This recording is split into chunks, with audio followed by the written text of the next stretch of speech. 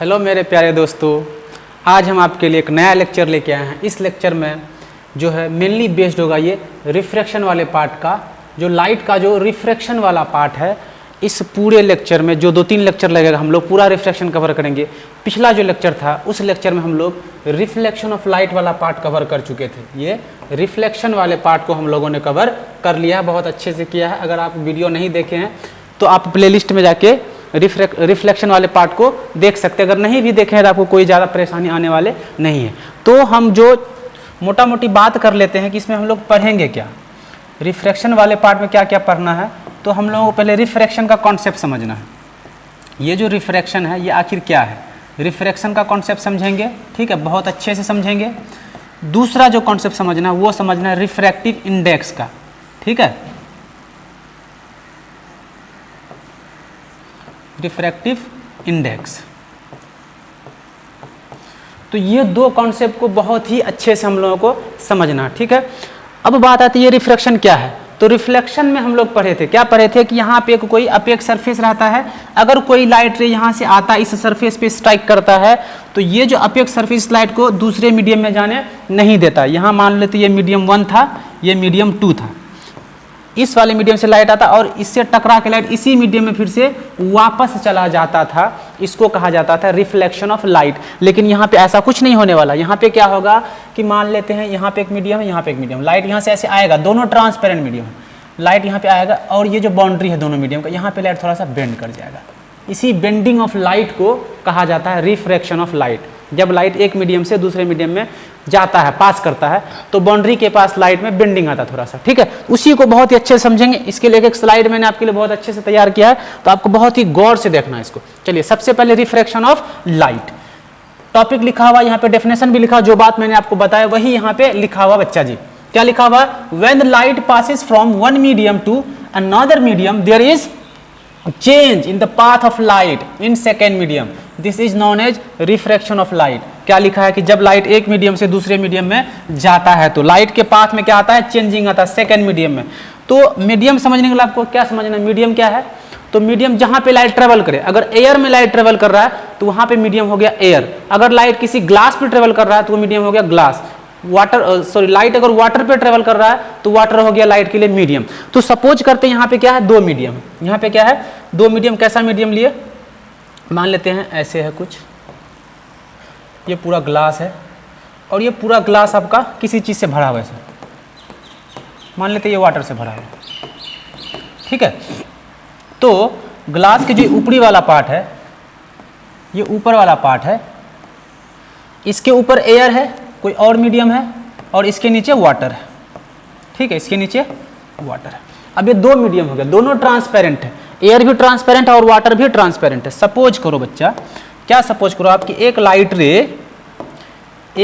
रे यहां से चलना स्टार्ट किया, ऐसे चलना स्टार्ट किया, जैसे चलेगा ये जो लाइट है यहां से वाटर स्टार्ट होता है और यहां से एयर स्टार्ट होता है। ये जो बाउंड्री है इस बाउंड्री को कहा जाता है इंटरफेस, इस बाउंड्री का नाम है इंटरफेस,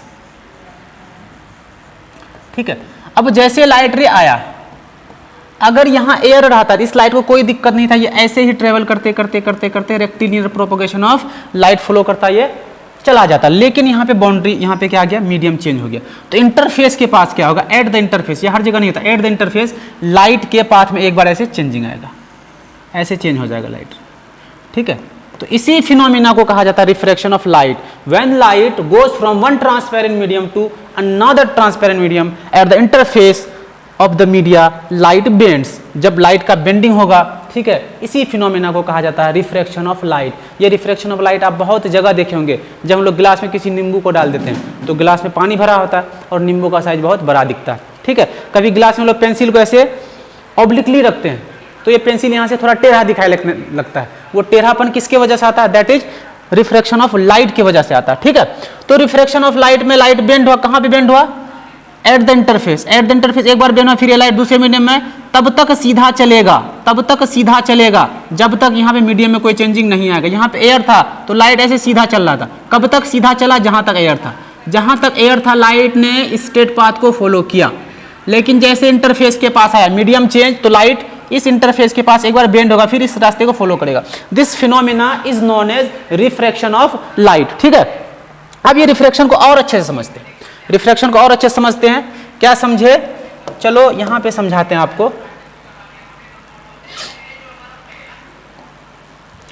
यहां पे एक मीडियम ले लिए, यहां पे एक मीडियम लिए, ठीक है। अब इस मीडियम को कर देते हैं कलर, इस मीडियम को कर दिए कलर ताकि देखने में थोड़ा ये अच्छा लगे, कलर कर दिया।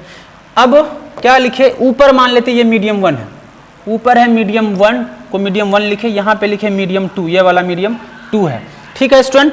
अब लाइट क्या करेगा, ऊपर वाले मीडियम से नीचे वाले मीडियम में आ रहा है। तो यहाँ पे आपको दो चीज याद रखना है, एक रेयरर मीडियम होता है और एक डेंसर मीडियम होता है। पहले आप रेयरर और डेंसर को समझ लीजिए। एक होता है रेयरर मीडियम,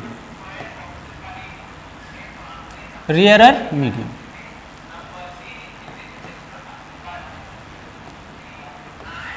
और एक होता है डेंसर मीडियम।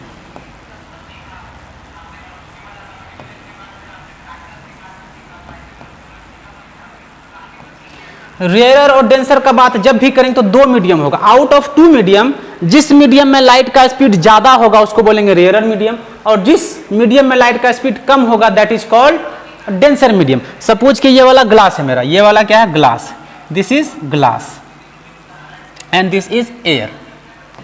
ये जो ग्लास के ऊपर ये मीडियम एयर है, यहाँ पे दो मीडियम है, एयर है और ग्लास है। एयर और ग्लास के मुकाबले एयर में जो लाइट का स्पीड है वो ज्यादा है, तो एयर यहाँ पे हो जाएगा रेयरर मीडियम, यहाँ पे एयर हो जाएगा रेयरर मीडियम और ये वाला हो जाएगा denser.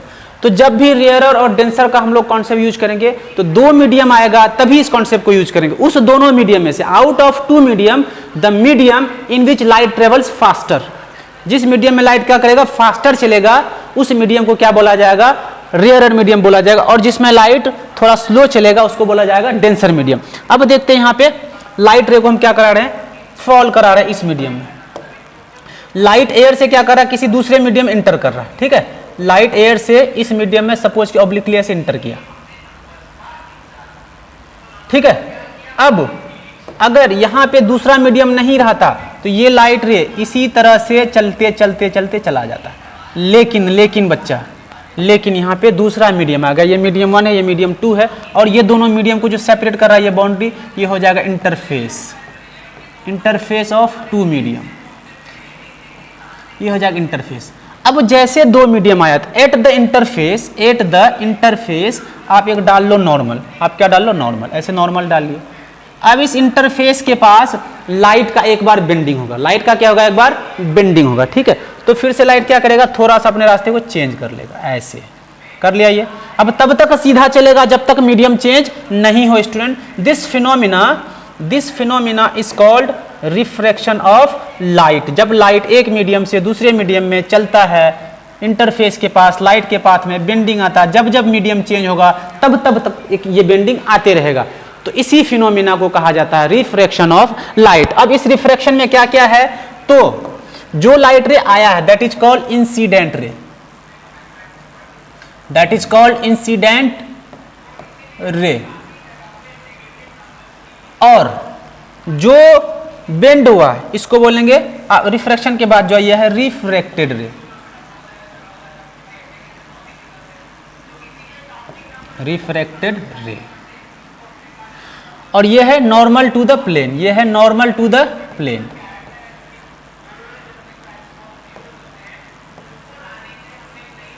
Normal to the plane, ये प्लेन के नॉर्मल है ना।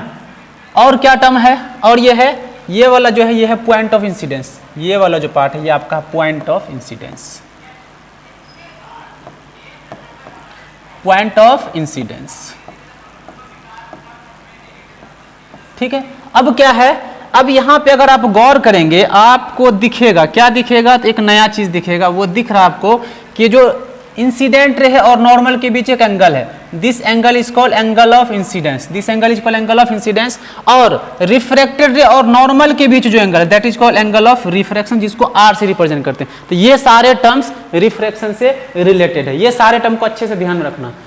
जो रे क्या कर रहा है, रिफ्रैक्शन से पहले वाला जो रे सोर्स से आया, सोर्स जो रो है that is called incident ray.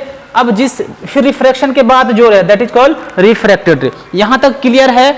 Incident रे और नॉर्मल के बीच जो एंगल बना that is called angle of incidence. Refracted रे और नॉर्मल के बीच जो एंगल बना that is called angle of refraction. ठीक है, अब यहां पे लाइट क्या देखे नॉर्मल की तरफ बेंड हुआ, तो लाइट नॉर्मल की तरफ भी बेंड हो सकता और नॉर्मल से दूर भी बेंड हो सकता। इन दोनों केस को अच्छे से डिस्कस करते। यहां तक आपका क्लियर है, तो आगे चलते हैं।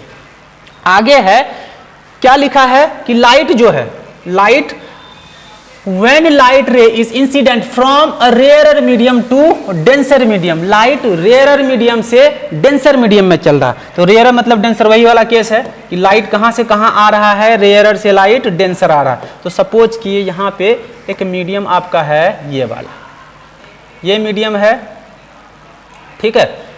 इसमें हम ले लेंगे आपका वाटर ले लेते हैं, ये ले लिए वाटर, ठीक है। ये जो वाटर ले लिए इसको कर देते हैं फिल अच्छे से।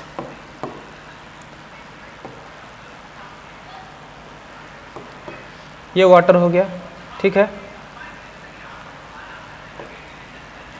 और ऊपर है एयर, ऊपर क्या है एयर, ये एयर और ये वाला है वाटर।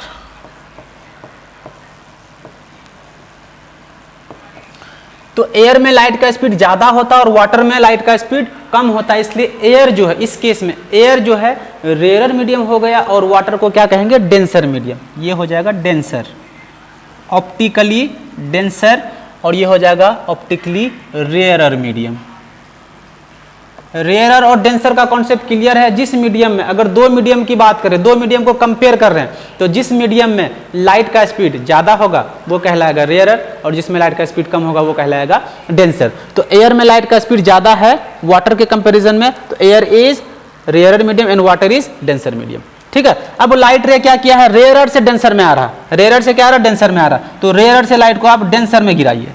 जब लाइट रेयरर से डेंसर में आएगा, चलो रेयरर से लाइट ऐसे ऐसे आया है ना, आया। अब इंटरफेस के पास क्या करेगा लाइट, इस इंटरफेस के पास लाइट में बेंडिंग आएगा। अगर यहाँ पे ये वाला मीडियम नहीं रहता, एयर ही रहता, ये लाइट ऐसे सीधा चले जाता। लेकिन यहाँ पे मीडियम में चेंजिंग आ गया, मीडियम में जैसे चेंजिंग आया, ठीक है। अब लाइट कहाँ से कहाँ आ रहा है, तो रेयरर से डेंसर आ रहा है। जब रेयरर से लाइट डेंसर में एंटर करता है तो लाइट का बेंडिंग टुवर्ड्स नॉर्मल होगा। लाइट को इधर जाना चाहिए था, लेकिन लाइट इस रास्ते को छोड़ के इस नॉर्मल की तरफ बेंड हो जाएगा ऐसे, ठीक है। तो पहला केस क्या याद रखे कि लाइट जब रेयरर से डेंसर में एंटर करता है, लाइट जब रेयरर से डेंसर में एंटर करता है, फिर से बोलें, लाइट जब रेयरर से डेंसर में एंटर करता है, इसका बेंडिंग टुवर्ड्स द नॉर्मल होता है। वही लिखा गया है, when light ray incident from rarer medium to a denser medium, the refracted ray bends towards the normal. Refracted ray normal की तरफ बेंड होगा। अब यहाँ पे अगर कुछ और बातों को ध्यान में रखें तो ये वाला जो पार्ट है this is angle of I, and ये वाला जो पार्ट है this is angle of R. अब इस केस में जब लाइट रे नॉर्मल की तरफ बेंड होता है, रेयरर से डेंसर की तरफ जाता है, एंगल आई का साइज जो होता है बड़ा होता है, angle I is greater than angle R. इस केस में आपका एंगल आई जो है एंगल आर से बड़ा होता बच्चा। ये बहुत ही इंपॉर्टेंट, किसको याद रखना है। अब चलते हैं नेक्स्ट पॉइंट पे। नेक्स्ट पॉइंट है कि लाइट रे कहां से कहां चल रहा है, तो लाइट डेंसर से रेयर पे चल रहा है।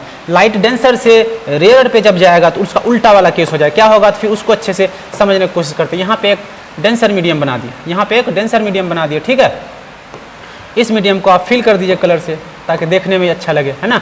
अब एक लाइट रे को आप रेयर मीडियम से डेंसर मीडियम से रेयर पे ला रहे हैं, डेंसर मीडियम से रेयर पे एक लाइट रे आ रहा है। एक लाइट रे यहाँ से स्टार्ट किया, एक लाइट रे यहाँ से स्टार्ट किया, ऐसे ऐसे आ रहा है। अगर ये बाउंड्री नहीं रहता, ये बाउंड्री नहीं रहता यहाँ पे, तो ये लाइट रे है ना इसी रास्ते पे चलना स्टार्ट कर देता, इसी रास्ते पे चलना स्टार्ट कर देता। लेकिन यहाँ पे बाउंड्री आ गया, ठीक है। लिख देते ये वाला कौन सा मीडियम है, ये डेंसर है, और नीचे में एयर है तो ये रेयर हो जाएगा, एयर है तो ये रेयर। तो लाइट रेयर डेंसर से रेयर पे आता है। अब यहाँ पे एक डाल लेते हैं नॉर्मल, ये नॉर्मल आपके लिए डाल दिया यहाँ पे। अब देखो बच्चा लोग क्या होगा, लाइट को जाना था इधर इस रास्ते पे, लेकिन डेंसर से रेयर पे आ रहा था, लाइट अपना पाथ चेंज करेगा और अवे फ्रॉम द नॉर्मल यहाँ से चला जाएगा, ठीक है। ये दोनों केस आपके लिए क्लियर हो गया, ठीक है। ये यहाँ से पास कर जाएगा। अब ये वाला जो एंगल है, ये वाला, ये हो जाएगा एंगल ऑफ आई, और ये वाला जो यहाँ से आता है एंगल ऑफ आर हो जाएगा। ठीक है, when light ray enter from denser medium to rare medium, reflected ray bends away from the normal, ये नॉर्मल से दूर चला जाता है। इस केस में आपका एंगल ऑफ आई जो है छोटा होगा और एंगल ऑफ रिफ्रैक्शन जो है वो बड़ा होगा। आपको यहाँ तक क्लियर है स्टूडेंट? ठीक है, तो रिफ्रैक्शन को बहुत अच्छे से समझ के सिंपल सा चीज याद रखना है। When light goes from one transparent medium to another transparent medium, there is bending at the interface of the boundary, interface के पास bending होता है। this phenomena is called refraction of light। refraction अगर clear है तो हम लोग अगले topic पे चलते हैं। ठीक है, अगला टॉपिक बहुत ही इंपॉर्टेंट आने वाला है। ठीक है स्टूडेंट, गौर से देखना। तो नया टॉपिक आपके लिए ये है, अब यहाँ पे बता रहा है हम लोग क्या देखें कि लाइट अगर एक मीडियम से दूसरे मीडियम में चल रहा है स्टूडेंट, लाइट के पाथ में डेविएशन आ रहा है, लाइट बेंड कर रहा है। अब क्वेश्चन ये है कि डेविएशन आता क्यों है, किसके वजह से डेविएशन आता है, तो उसी पॉइंट को यहां से आपको मैं क्लियर करूंगा। क्या लिखा है? Deviation in the path of light is due to change in speed of light when it passes from one medium to another medium. ठीक है, क्या कह रहा है कि लाइट जब एक मीडियम से दूसरे मीडियम में चलेगा, लाइट के स्पीड में चेंजिंग आता है। इसी चेंजिंग के वजह से, लाइट के स्पीड में चेंजिंग आने के वजह से ही डेविएशन होता है। कैसे डेविएशन होता है ये देखो। क्या डेविएशन है कि मान लेते लाइट यहाँ पे एयर में है, तो एयर में जो है लाइट का स्पीड वो होता है 3 × 10⁸ मीटर पर सेकेंड। ठीक है, यही लाइट अगर एयर से वाटर में ट्रेवल करेगा तो वाटर में इसका स्पीड थोड़ा सा घट के कितना हो जाएगा, ये होता है 2.25 × 10⁸ मीटर पर सेकेंड। तो स्पीड में कमी आए कि नहीं आया? यही लाइट अगर ग्लास से पास कराएंगे आप, जब ये लाइट ग्लास में चले जाएगा इसका स्पीड हो जाएगा 2 × 10⁸ मीटर पर सेकेंड। ठीक है, तो ये है डेविएशन का कारण। डेविएशन का क्या कारण है कि जब लाइट एक मीडियम से दूसरे मीडियम में जाता है तो लाइट का स्पीड में चेंजिंग आता है। स्पीड में चेंजिंग वजह से लाइट के पाथ में डेविएशन आता है। यहां तक समझ गए? ठीक है, फिर दूसरा लिखा है कि रेक्टिलिनियर प्रोपगेशन हम लोग पढ़े थे। रेक्टिलिनियर प्रोपगेशन था कि लाइट स्ट्रेट लाइन में चलना पसंद करता है, लेकिन ये तभी तक चलेगा, कब चलेगा? Rectilinear propagation of light is obeyed only if it propagates in same medium if the optical density of the medium remains same। ये ऑप्टिकल डेंसिटी हम लोग पढ़ेंगे, यही है रिफ्रैक्टिव इंडेक्स, इसी को रिफ्रैक्टिव इंडेक्स बोला जाता है। अगर मीडियम का ऑप्टिकल डेंसिटी क्या रहे, सेम रहे, तो लाइट रेक्टिलिनियर प्रोपगेशन फॉलो करेगा, नहीं तो रेक्टिलिनियर प्रोपगेशन फॉलो नहीं करेगा। थोड़ा देर पहले हम लोग एग्जांपल में देखे कि यहाँ पे मीडियम 1 है और यहाँ पे मीडियम 2 है। ठीक है, मान लीजिए एयर है, कोई और चीज है, यहां से लाइट तो सीधा आया, लेकिन जैसे मीडियम चेंज होगा यहाँ पे थोड़ा सा लाइट में क्या आ जाएगा, बेंडिंग आ जाएगा। तो रेक्टिलिनियर प्रोपगेशन तभी तक फॉलो होगा जब तक लाइट सेम मीडियम में चलेगा। डेविएशन क्यों होता है लाइट में, ये समझ में आ गया। अब अगले टॉपिक पे चलते हैं। क्या रिफ्रैक्शन के भी कुछ लॉज हैं क्या? जिस तरह से रिफ्लेक्शन के हम लोगों ने 2 लॉ पढ़े थे, क्या रिफ्रैक्शन के भी कोई लॉज है? हाँ, तो रिफ्रैक्शन का भी 2 लॉ है। लॉज ऑफ रिफ्रैक्शन पहला ये है, जो इंसिडेंट रे है, the incident ray, the refracted ray and normal to the interface separating two transparent media at the point of incidence all lie in same plane. समझ गए बात? पहला यही कह रहा है कि अगर यहाँ पे एक मीडियम है, ये इंटरफेस बना दिए, ये तुम्हारा इंटरफेस है जो 2 मीडिया को सेपरेट कर रहा है, इंटरफेस है। ये ऊपर एयर या कुछ और है, ये वाला मीडियम 1 है, ये वाला मीडियम 2 है। ठीक है, अब मान लेते कोई लाइट रे यहाँ पे आया, एक लाइट रे ऐसे आया, जिस पॉइंट पे गिरा, this is point of incidence, this is point of incidence कहाँ पे है? तो eight the interface separating 2 media. ठीक है, और यही पॉइंट पे नॉर्मल भी डाला जाता है, ये नॉर्मल हो जाएगा। ठीक, ये नॉर्मल है, और ये वाला जो होगा ये हो जाएगा आपका रिफ्रैक्टेड रे, ये हो जाएगा रिफ्रैक्टेड रे। तो क्या देख रहे हैं? Incident ray, refracted ray, normal to the plane, at the point of incidence है सब। दिस इज, ये अगर ये O है, यही O को कहा जाता है पॉइंट ऑफ इंसिडेंस। कहाँ पे है? तो इंटरफेस पे है। कौन से इंटरफेस पे? जो इंटरफेस दोनों मीडिया को सेपरेट कर रहा, तीनों एक जगह लाई किया कि नहीं किया? This is incident ray, incident ray. Oh sorry student, incident ray. ये वाला है, दिस इज रिफ्रैक्टेड रे,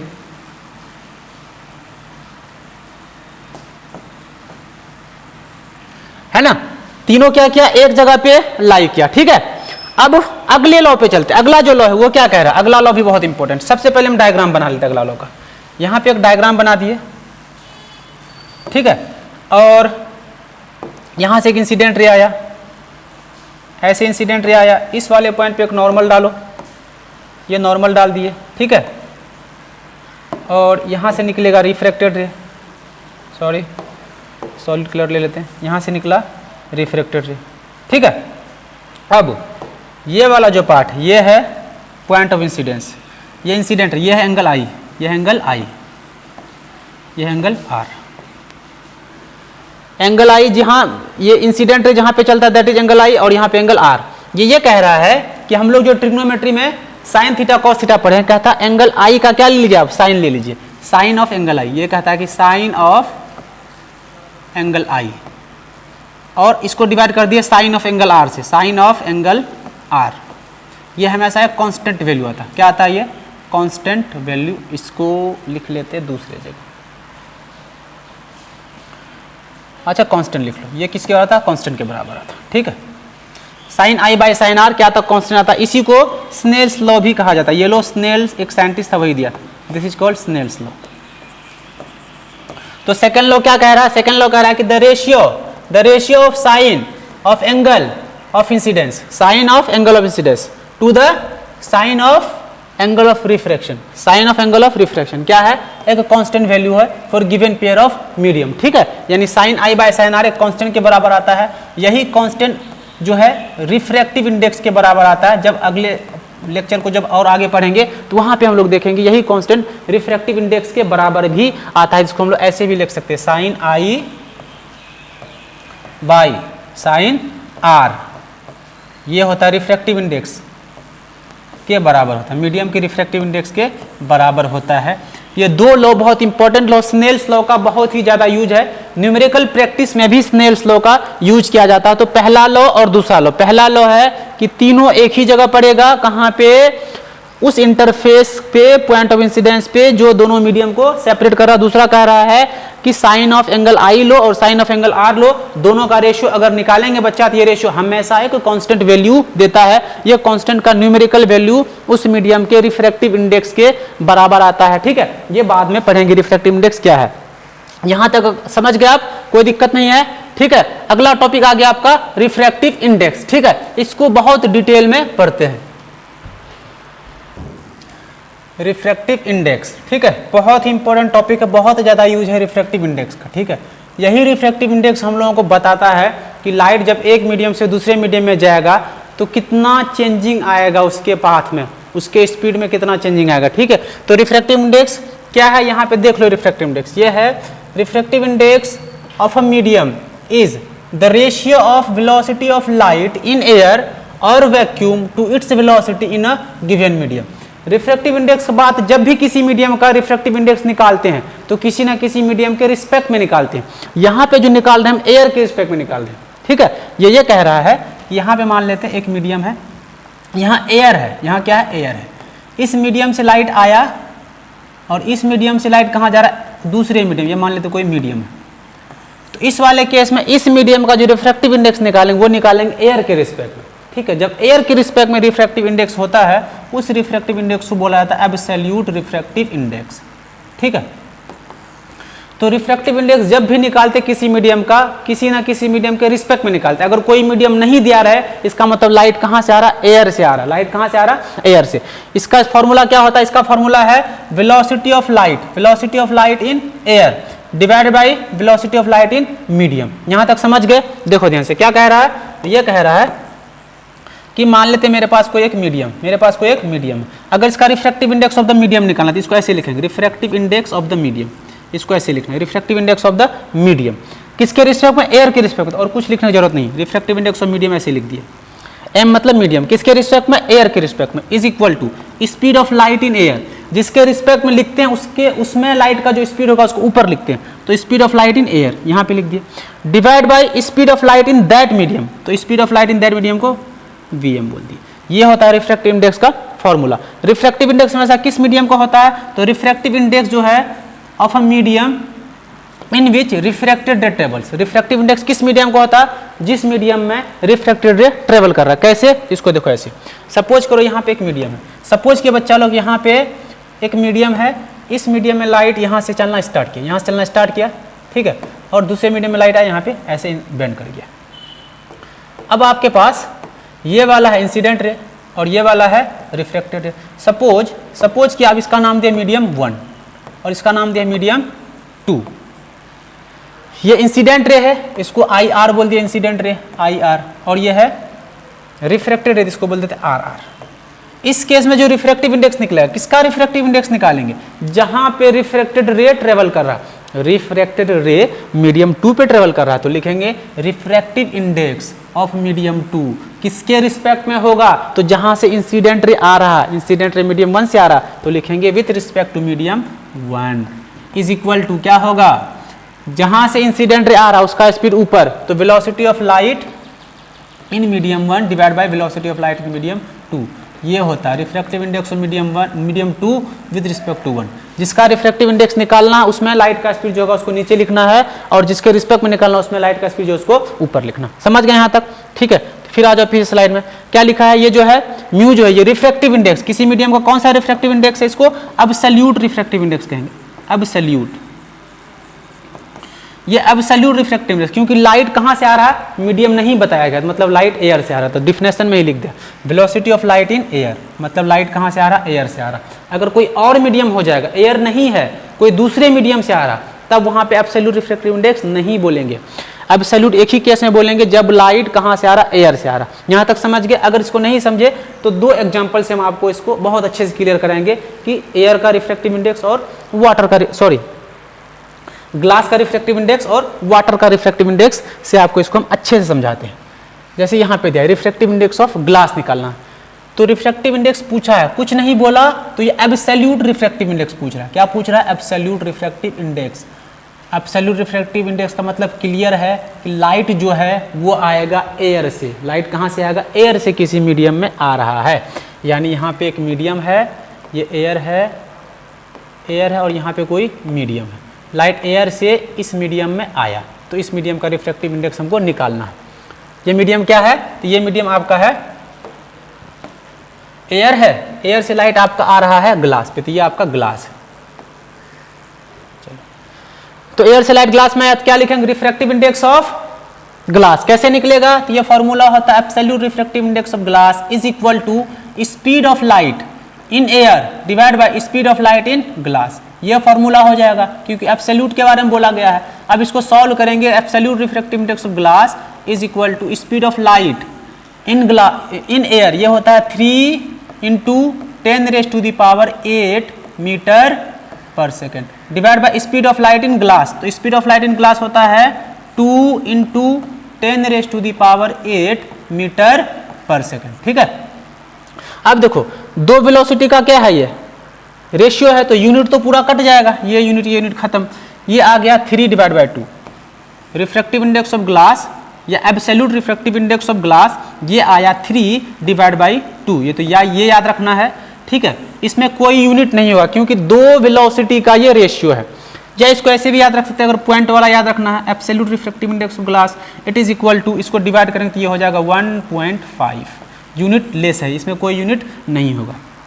समझ गए कैसे एब्सोल्यूट रिफ्रैक्टिव इंडेक्स निकालते हैं? इसी तरह से अगर वाटर का निकालें तो absolute refractive index of water हो जाएगा, ये हो जाएगा speed of light in air divide by speed of light in water.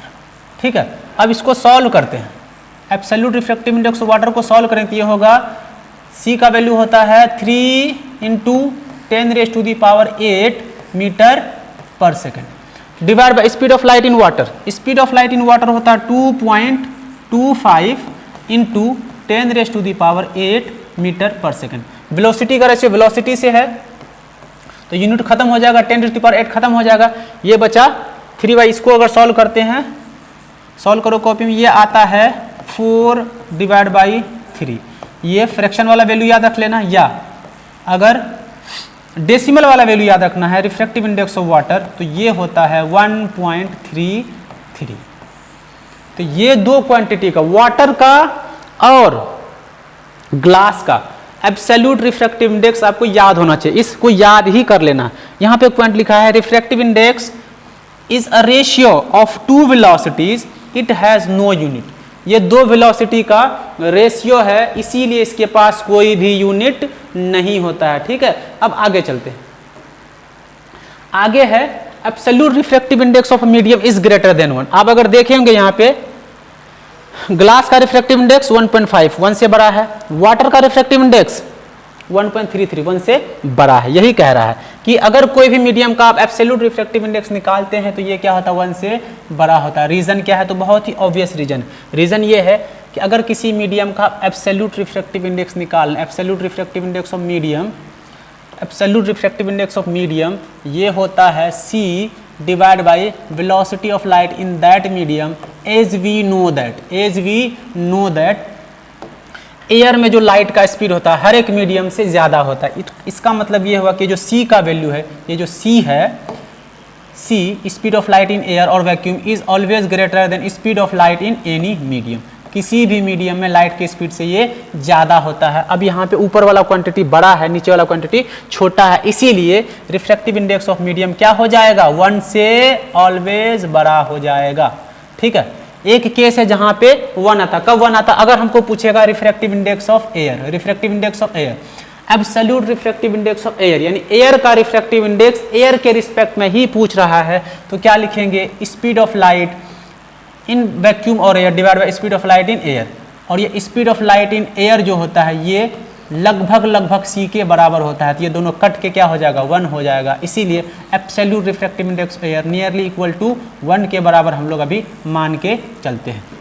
यहाँ तक कोई दिक्कत नहीं है। चलो अब देखो, अगर जिसका रिफ्रैक्टिव इंडेक्स जितना ज़्यादा होगा, जिस मीडियम का रिफ्रैक्टिव इंडेक्स जितना ज़्यादा होगा उस मीडियम में लाइट का स्पीड उतना ही कम होगा। क्यों ऐसा होता है, अभी हम लोग पढ़े हैं absolute refractive index of a medium is equal to speed of light in air divide by speed of light in that medium. अगर इसको एक स्टेप और सॉल्व करते हैं, यहाँ पे refractive index of medium is equal to, sorry इसको उल्टा कर देते हैं, यहाँ पे v को इधर लेते आओ, v को अगर इस साइड भेज देते हैं, velocity of light in that medium is equal to हो जाएगा c, और ये इधर मल्टीप्लिकेशन वाला चीज़ इधर आ जाएगा डिवीज़न में। ठीक है, एक स्टेप और इसको सॉल्व करते हैं, तो c तो सब में होगा, हम इसको ऐसे लिख सकते हैं, velocity of light in medium is inversely proportional to 1 divide by absolute refractive index of that medium. इसका मतलब रिफ्रैक्टिव इंडेक्स बढ़ेगा तो स्पीड ऑफ लाइट घटेगा, है ना। एग्जाम्पल के लिए अगर मेरे पास यहाँ पे क्या है, रिफ्रैक्टिव इंडेक्स ऑफ ग्लास, देखो रिफ्रैक्टिव इंडेक्स ऑफ ग्लास ये होता है 1.5, और रिफ्रैक्टिव इंडेक्स ऑफ वाटर ये लिखाए थे 1.33 आता है ये। अगर आप यहाँ अगर लाइट का स्पीड देखोगे, लाइट का speed of light in glass ये होता है 2 × 10⁸ मीटर पर सेकेंड। यही स्पीड अगर वाटर में आप देखोगे तो speed of light in water ये होता है 2.25 × 10⁸ मीटर पर सेकेंड। इसका मतलब वाटर में स्पीड ज़्यादा, ग्लास में स्पीड कम है, ग्लास का रिफ्रैक्टिव इंडेक्स ज़्यादा है और एयर का रिफ्रैक्टिव इंडेक्स ग्लास से कम है। Refractive index of glass is greater than absolute refractive index of water, इसीलिए speed of light in water is greater than, इसीलिए क्या होगा, speed of light in water greater than speed of light in glass. इसको याद रख लेना, जिसका refractive index ज़्यादा होगा उस मीडियम में लाइट का स्पीड कम होता है। ठीक है, और जिसका रिफ्रैक्टिव इंडेक्स कम होता है उस मीडियम में लाइट का स्पीड ज़्यादा होता है। ठीक है, अब है ऑप्टिकली रेयरर और ऑप्टिकली डेंसर मीडियम का यहाँ पे डेफिनेशन है। किसके टर्म्स में समझाया था, थोड़ा देर पहले जो हम डेफिनेशन समझाए थे आपको, वो समझाए थे स्पीड के टर्म में। जिस मीडियम में लाइट का स्पीड ज्यादा होता है उस मीडियम को बोलते हैं ऑप्टिकली डेंसर मीडियम, और जिस मीडियम में लाइट का स्पीड कम होता है उस मीडियम को बोलते हैं ऑप्टिकली जिस मीडियम में लाइट का स्पीड ज्यादा होता है उसको बोलते हैं ऑप्टिकली रेयरर मीडियम, और जिस मीडियम में लाइट का स्पीड कम होता है उसको बोलते हैं ऑप्टिकली रेयरर मीडियम। लेकिन यहाँ पे उल्टा है, जिस मीडियम में a medium with higher value of refractive index, जिसका रिफ्रैक्टिव इंडेक्स ज्यादा होता है, is said to be optically denser medium. जिस मीडियम का रिफ्रैक्टिव इंडेक्स ज्यादा होगा उस मीडियम को हम लोग बोलते हैं ऑप्टिकली डेंसर मीडियम। किसके कंपेयर में, as compare to the medium with lower value of refractive index. जिसका रिफ्रैक्टिव इंडेक्स कम होगा उसके रिस्पेक्ट में हाई रिफ्रैक्टिव इंडेक्स वाले को ऑप्टिकली डेंसर मीडियम बोला जाता है। एग्जांपल अगर हम ग्लास और वाटर का लेते हैं तो ग्लास का जो रिफ्रैक्टिव इंडेक्स होता है, absolute refractive index of glass, it is equal to 1.5 होता है। ठीक है, इसी तरह से absolute refractive index of water का अगर लेते हैं तो ये निकलता है 1.33। यहाँ से हम लोग आसानी से देख सकते हैं absolute refractive index of glass is greater than absolute refractive index of water. It means glass और वाटर का कंपेयर करें, ग्लास और वाटर का कंपैरिजन किया जाए तो ग्लास जो है ऑप्टिकली डेंसर देन वाटर हो जाए। क्या लिखेंगे? ग्लास जो है, glass is optically denser then water. अगर स्पीड के टर्म में भी देखेंगे, अगर स्पीड के टर्म में भी देखोगे तो speed of light in glass जो आता है वो होता है 2 × 10⁸ मीटर पर सेकेंड, और speed of light in water अगर देखें हम तो ये आता है 2.25 × 10⁸ मीटर पर सेकेंड। तो यहाँ से देख सकते हैं वाटर में स्पीड ज़्यादा है और ग्लास में स्पीड कम है। तो ऑप्टिकली रेयर स्पीड के टर्म में भी समझ गए और रिफ्रैक्टिव इंडेक्स के टर्म में भी समझ गए। तो ये बहुत इजी कॉन्सेप्ट था, इसको बहुत अच्छे से सीखो, है ना। अब आगे चलते हैं, आगे का टॉपिक है रिलेटिव रिफ्रैक्टिव। ठीक है, एब्सोल्यूट रिफ्रैक्टिव इंडेक्स में क्या था कि एयर लाइट जो है, सपोज करो यहाँ पे एक मीडियम है, ऊपर वाले पार्ट में एयर है और नीचे वाला कोई मीडियम है ना। अब लाइट रे अगर एयर से किसी दूसरे मीडियम में एंटर कर रहा है, यहाँ लाइट आया और यहाँ पे थोड़ा सा बेंड हो गया, इस केस में ये एयर है, ये कोई मीडियम है। यहाँ पे जो रिफ्रैक्टिव इंडेक्स हम लोग लिखते थे refractive index of medium with respect to air. ठीक है, ये होता था speed of light in air divide by speed of light in medium. ये कहना चाह रहा है कि लाइट अगर किसी मीडियम में इंटर करे, कहाँ से? एयर से, तो इसको बोला जाता है एब्सोल्यूट रिफ्रैक्टिव इंडेक्स। ठीक है, लेकिन यहाँ जो रिलेटिव रिफ्रैक्टिव इंडेक्स, इस रिलेटिव रिफ्रैक्टिव इंडेक्स में एयर हो ये जरूरी नहीं, कोई भी दो मीडियम हो सकता है। अगर किसी एक मीडियम से लाइट दूसरे मीडियम में जाएगा, जैसे यहाँ पे लिखा है when light goes from medium 1 to medium 2 then the refractive index of medium 2 with respect to medium 1 is called relative refractive index of the medium. इसको कैसे लिखेंगे? ऐसे लिखना है, refractive index of medium 2 with respect to medium 1, ये हो जाएगा।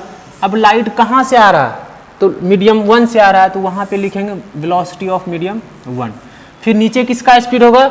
जिसका रिफ्रैक्टिव इंडेक्स हम लोग लिखते हैं, तो 2 का लिख रहे थे, यहाँ हो जाएगा velocity of light in medium 2।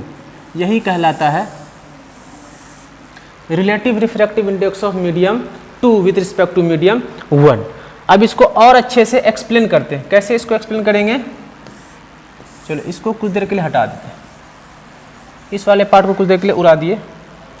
अब यहाँ पे जो अपने पास है ये है refractive index of medium 2 with respect to medium 1, it is equal to velocity of light in medium 1 divide by velocity of light in medium 2। इसको याद रखना है, जिसका रिफ्रैक्टिव इंडेक्स लिखते हैं उसका स्पीड को नीचे रखते हैं। ठीक है, जहाँ से लाइट आ रहा है उसका स्पीड को ऊपर रखते हैं, है ना। अगर हम ऊपर नीचे इसको सी से मल्टीप्लाई कर दें, ऊपर नीचे सी से मल्टीप्लाई कर दिए, तो यहाँ पे मिलेगा हमको, क्या मिलेगा? Refractive index of medium 2 with respect to medium 1 is equal to, चलो सी और वी वाले टर्म को एक साथ कर लेते हैं, सी और वी वाले टर्म को एक साथ कर लेते हैं। इसको क्या लिखेंगे?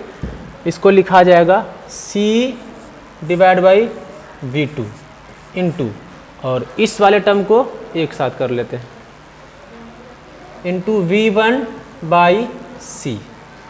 ठीक है, ये जब लिख लिए, अब देखो यहाँ से इसको चेंज कर लेते हैं हम लोग, लास्ट वाले को चेंज कर लेते हैं। Refractive index of medium 2 with respect to medium 1 is equal to C divide by V2। इस मल्टीप्लिकेशन को बदल देते हैं डिवीजन में, जैसे डिवीजन में बदलेंगे तो ये रेसिप्रोकल हो जाएगा, C बाई V1 हो जाएगा। ठीक है, अब यहाँ से गौर करने वाली बात यह है कि इस वाले पार्ट में क्या देख रहे हैं? C divide by V2, C यानी लाइट एयर से आ रहा है, तो ये एब्सोल्यूट रिफ्रैक्टिव इंडेक्स मीडियम 2 हुआ क्या?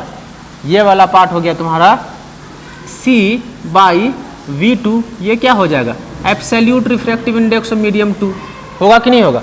इसी तरह से ये वाला जो पार्ट है C/V1, लाइट कहाँ से आ रहा है तो एयर से आ रहा है, तो ये absolute refractive index of medium 1 लिख सकते हैं क्या इसको, C/V1 ये हो जाएगा absolute refractive index of medium 1। ठीक है, यहाँ तक कोई दिक्कत नहीं है। चलो यहाँ तक अब कोई दिक्कत नहीं, इसको वैसे लिख देते हैं। Refractive index of medium 2 with respect to medium 1 is equal to क्या आया था C/V2। C/V2 क्या है absolute refractive index of medium 2 है क्या, तो ऊपर लिख देते हैं, यहाँ पे लिख देते हैं absolute refractive index of medium 2। फिर यहाँ पे डिवीजन का साइन है तो डिवीजन का साइन लगा दिए, डिवाइड बाई C/V1। C/V1 क्या है absolute refractive index of medium 1 है क्या, तो इसको लिख सकते हैं absolute refractive index of medium 1।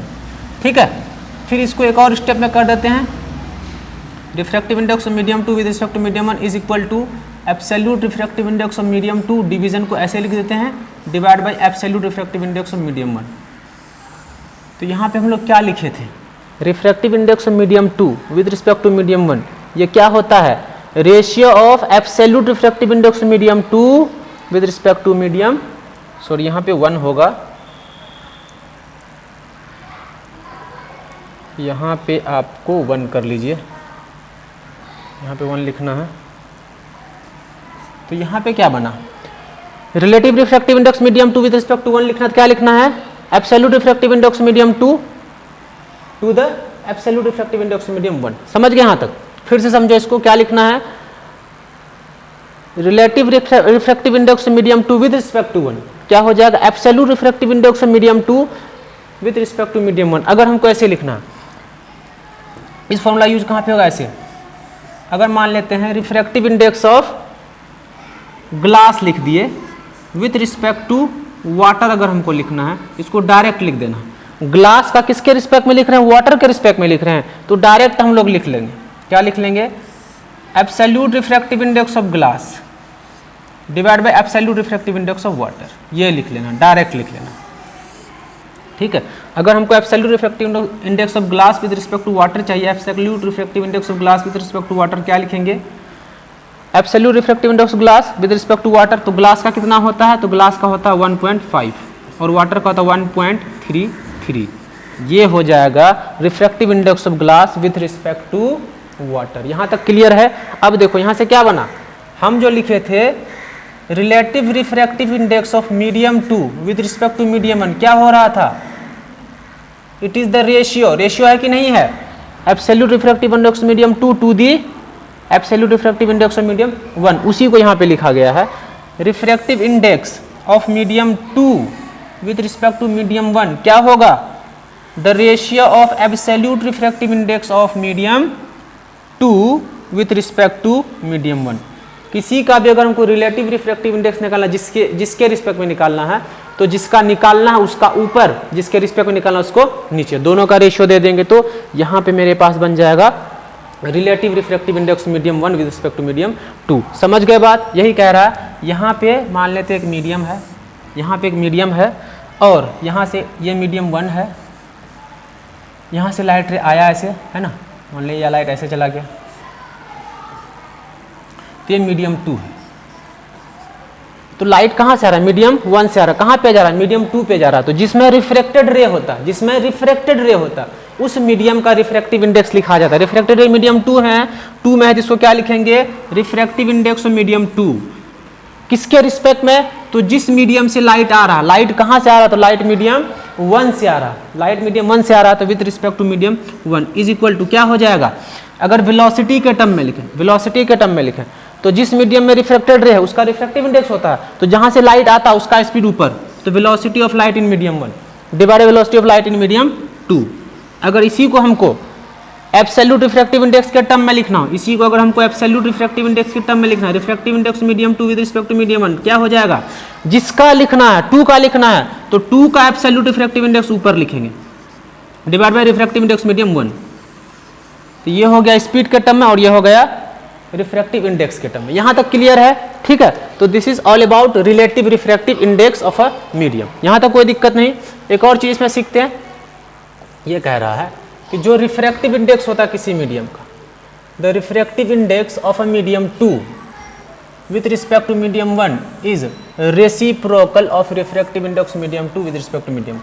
Suppose करो ये कह रहा है कि अगर मान लेते हैं हमको मीडियम 2 का, यानी ये मेरे पास ऐसे मीडियम है कोई, ठीक है, ये मीडियम 1 है, दिस इज मीडियम 2, ये मीडियम 1, ये मीडियम 2, मीडियम 1 से लाइट, मीडियम 1 से लाइट कहाँ पे आया, चलो मान लेते हैं ये मीडियम 2 पे से चला गया, ठीक है, मीडियम 2 पे चला गया। अगर हमको यहाँ पे क्या लिखना है, इसका रिफ्रैक्टिव इंडेक्स लिखना, किसका लिखना है, मीडियम 2 का, तो refractive index of medium 2 with respect to medium 1, ये क्या हो जाएगा, ये हो जाएगा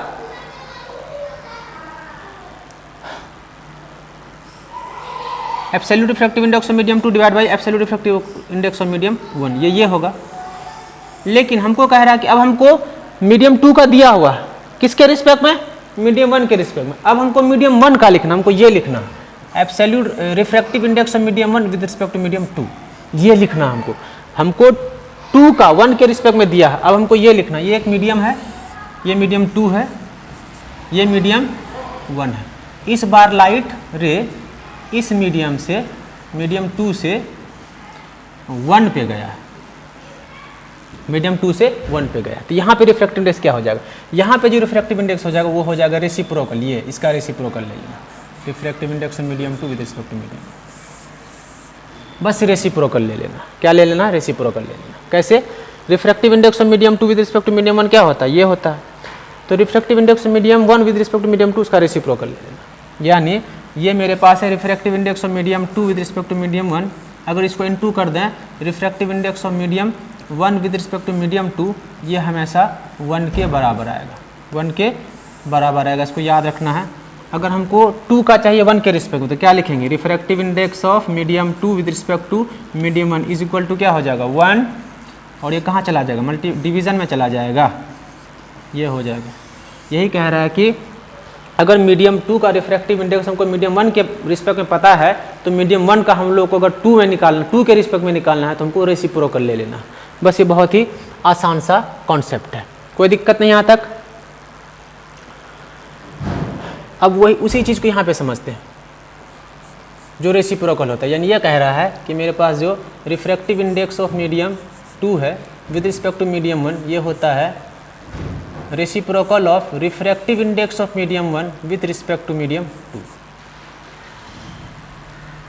ये दोनों आपस में एक दूसरे के रेसिप्रोकल होते हैं। इस वाले एग्जांपल में अगर देखें, refractive index of air and water, refractive index of air and water, अगर हम रिफ्रैक्टिव इंडेक्स निकालते हैं एयर वाटर का, refractive index water with respect to air, ये होता है कितना, ये होता है 1.33, ठीक है। अब हमको चाहिए refractive index of air with respect to water, तो कुछ नहीं करना, हमको रेसिप्रोकल ले लेना, इसका क्या ले लेना, reciprocal, refractive index of water with respect to air. अब इसको सॉल्व करेंगे तो ये हो जाएगा refractive index of air with respect to water, it is equal to 1 divide by refractive index of water with respect to air कितना है 1.33। इसको सॉल्व करोगे तो इससे काटेंगे तो 100 ऊपर चला जाएगा और नीचे बच जाएगा 133। बस रेसिप्रोकल ले लेना हम लोग को, ठीक है। अगला एग्जांपल दिया है refractive index of air with respect to glass. अगर हमको रिफ्रैक्टिव इंडेक्स ऑफ एयर लिखना है, sorry refractive index of air and glass, तो सबसे पहले हम लिख लेते हैं refractive index of glass. Refractive index of glass with respect to air ये होता है 1.5, ये होता है कि नहीं होता है। अब हमको चाहिए, सॉरी यहाँ पे उल्टा हो गया स्टूडेंट्स, यहाँ पे देखो रिफ्रैक्टिव इंडेक्स ऑफ ये ग्लास है विथ रिस्पेक्ट टू एयर है, यहाँ पे हम एयर लिखना भूल गए, यहाँ पे विथ रिस्पेक्ट टू एयर है। Refractive index of glass with respect to air ये 1.5 होता। अब हमको रिफ्रैक्टिव इंडेक्स चाहिए, रिफ्रैक्टिव इंडेक्स ऑफ एयर चाहिए, किसके रिस्पेक्ट में, ग्लास के रिस्पेक्ट में, तो ये रेसिप्रोकल हो जाएगा। इस वाले रिफ्रैक्टिव इंडेक्स का रेसिप्रोकल ये हो जाएगा 1 divide by refractive index of glass with respect to air, ठीक है। रिफ्रैक्टिव इंडेक्स हमको glass with respect to air पता है, तो रिफ्रैक्टिव इंडेक्स ऑफ एयर हम विद रिस्पेक्ट टू ग्लास निकालना है तो हमको क्या ले लेना है, रेसिप्रोकल ले लेना। ले लो यहाँ पे रेसिप्रोकल, अगर रेसिप्रोकल ले लें, refractive index of air with respect to glass is equal to 1 by refractive index of glass with respect to air, तो लिख दो इसको 1 डिवाइड बाई 1.5। जब इसको सॉल्व करेंगे refractive index of air with respect to glass, ये हो जाएगा, इसको उड़ाएंगे 10 ऊपर चला जाएगा और 15 नीचे आ जाएगा। ठीक है, इसको काट दो तो 2 और ये 3। ठीक है, सिंपल सा बात ये कह रहा है कि जो रिफ्रैक्टिव इंडेक्स ऑफ ग्लास है एयर के रिस्पेक्ट में वो कितना होता है, वो होता है 3 डिवाइड बाई 2। अगर हमको रिफ्रैक्टिव इंडेक्स ऑफ एयर लिखना विद रिस्पेक्ट टू ग्लास, बस इसी का रेसिप्रोकल ले लेना। यहाँ पे 3/2 है तो ये हो जाएगा 2/3। कोई दिक्कत नहीं, चलो बहुत इजी था ये। यहाँ पे क्या, refractive index of glass and water, refractive index of glass and water कैसे निकलेगा, तो ग्लास और वाटर का अगर रिफ्रैक्टिव इंडेक्स देखें, यहाँ पे क्या निकालें, चलो रिलेटिव निकाल लेते पहले। Refractive index of glass with respect to water, तो ये क्या होता है, एब्सोल्यूट रिफ्रैक्टिव इंडेक्स। ये क्या हो जाएगा, एब्सोल्यूट रिफ्रैक्टिव इंडेक्स ऑफ, जिसका निकालना उसको ऊपर लिखना, ग्लास। तो ग्लास का कितना होता है, ग्लास का होता है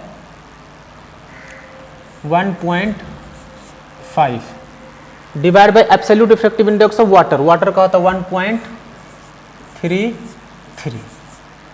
इसको अगर फ्रैक्शन में लिखेंगे तो ये वाला पार्ट होता है 3 डिवाइड बाई 2 और ये वाला पार्ट कितना होता है, अच्छा ऐसे ही रहने तो कोई दिक्कत नहीं है,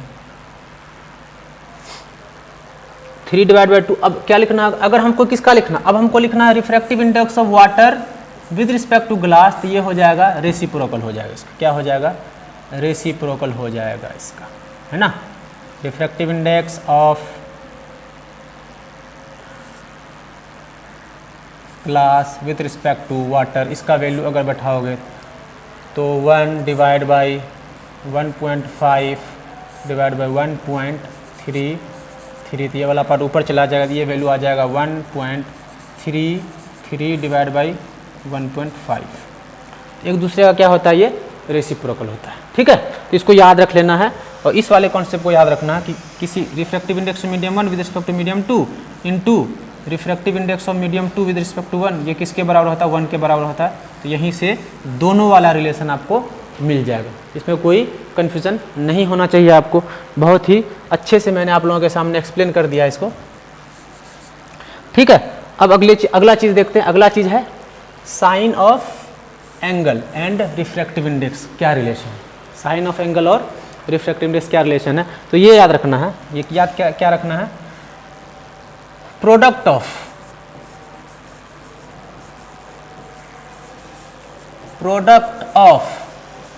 sine of angle and refractive index, refractive index is constant, ये होता है। क्या समझे इससे ये समझा रहे हैं हम आपको। यहाँ पे सपोज किए एक मीडियम ऊपर, ये मीडियम 1 है, ये मीडियम 2 है और इस वाले मीडियम से कोई लाइट रे आया, ऐसे इस वाले मीडियम से कोई लाइट रे आया है ना, और ये इस वाले मीडियम में से चला गया, इस वाले मीडियम में चला गया। अब अगर यहाँ पे नॉर्मल डालें,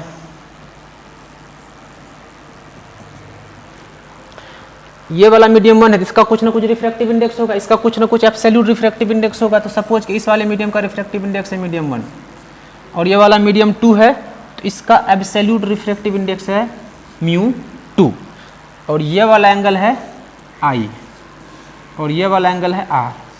तो ये कह रहा है कि इस एंगल का साइन लेना, क्या लेना, इस एंगल का साइन, यानी साइन ऑफ I इनटू करना रिफ्रैक्टिव इंडेक्स के साथ, इनटू रिफ्रैक्टिव इंडेक्स है μ1, ये हो जाएगा एक कांस्टेंट के बराबर होगा। ये किसके बराबर हो जाएगा? ये कांस्टेंट के बराबर हो जाता है। इसी तरह से अगर इस वाले मीडियम में तो यहाँ पे एंगल है r, तो यहाँ का लेना है साइन r इनटू उसी मीडियम का रिफ्रैक्टिव इंडेक्स जिस मीडियम में एंगल है, तो यहाँ का रिफ्रैक्टिव इंडेक्स है μ2, इनटू में μ2, ठीक है, इज इक्वल टू ये भी क्या हो जाएगा? कांस्टेंट हो जाएगा। अब दोनों कांस्टेंट के बराबर है, दोनों इक्वेशन आपस में क्या हो जाएगा? बराबर हो जाएगा। Sine i into μ1 is equal to sine r into μ2, इसको याद रख लेना, ठीक है। चलो ठीक है, तो इसको लिख लिए। अब यहाँ से एक क्या कॉन्सेप्ट बनेगा? Sine i into μ1 is equal to sine r into μ2। अब हम साइन वाले टर्म को एक तरफ करते हैं और म्यू वाले टर्म को एक तरफ करते हैं, तो यहाँ से क्या होगा? साइन r को इधर लेते आते, sine i by sine r is equal to क्या लिखेंगे इधर? μ2 डिवाइड बाई μ1। ये वाला कॉन्सेप्ट यहाँ पे लिखा चलेगा। यहाँ से क्या कंक्लूजन निकलेगा, इसको फिर से अगले पेज में आपको समझाते हैं। ये आया, यहाँ पे आया sine i by sine r is equal to mu, क्या था देख लेते एक बार, μ2 divide by μ1, μ2 divide by μ1। Snell's law, जब स्नेल्स लॉ पढ़ रहे थे तो स्नेल्स लॉ में क्या आया था? Sine i by sine r, ये एक कांस्टेंट के बराबर आया था। स्नेल्स लॉ यही कह रहा था कि साइन i और साइन r का जो रेशियो होता है वो एक कांस्टेंट होता है। और इस वाले केस में जो आया sine i by sine r, यहाँ पे क्या लिख सकते हैं हम लोग? Sine i by sine r। ये क्या है देखो तो, ये रेशियो है refractive index of 2 divide by refractive index of 1, तो ये किसके बराबर होता है? ये होता है relative refractive index of medium 2 with respect to medium 1, तो इसको ऐसे लिख सकते हैं refractive index of 2 with respect to medium 1। यानी sine i by sine r भी हमको क्या देता है? Sine i by sine r भी हमको देता है refractive index of medium 2 with respect to medium 1, है ना। यहाँ तक समझ गए? यानी ये कह रहा है अगर एक मीडियम है ये, है ना, यहाँ से ऐसे कोई लाइट ट्रेवल किया, ऐसे यहाँ पे नॉर्मल है ना, यहाँ पे नॉर्मल डाल दिए और इस मीडियम पे ऐसे लाइट ऐसे बेंड हुआ, ये वाला मीडियम 1 है और ये वाला मीडियम 2 है, ठीक है। मीडियम 1 से लाइट आ रहा है तो ये वाला हो जाएगा एंगल I और ये वाला हो जाएगा एंगल R। इस केस में जो अगर हम लोग लिखेंगे sine I by sine R, वो किसके बराबर होता है? वो एक कांस्टेंट के बराबर होता है।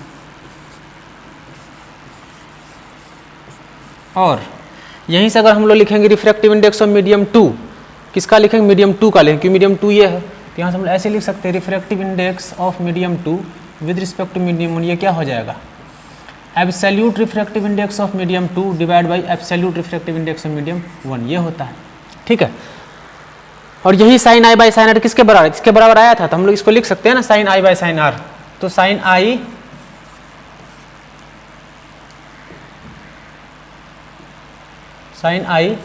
बाई साइन r भी हम लोगों को क्या देता है? ये देता है ये हम लोगों को देता है refractive index of medium 2 with respect to medium 1।